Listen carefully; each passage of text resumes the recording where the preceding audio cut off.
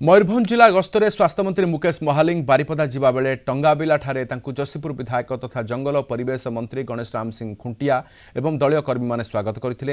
एहा परे स्वास्थ्य मंत्री जसीपुर मेडिकल परिदर्शन करने सहित विभिन्न वार्ड बुली रोगी सहित कथबार्ता होई फल बांटिथिले। एही अवसर में राज्य में खूब शीघ्र 5000 डाक्तर पदवी और 3000 पारामेडिकल स्टाफ पदवी पूरण कराजिबो बोली मंत्री कहिथिले।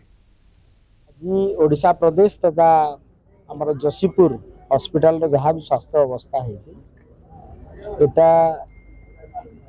मोहन सरकार उत्तराधिकारी सूत्र रे पाई आम सरकार 4 मास आम प्रतिबद्ध निश्चित भाव में जसीपुर सीएचसी नहीं समग्र ओडिशा रे स्वास्थ्य अवस्थार उन्नति करती बहुत एक्सीडेंट पेसेंट तेणु सर्जरी भी डिमांड कर बहुत दिन धरी आमर ये अंचलवासी मेडिसिन स्पेशलिस्ट डिमांड अच्छी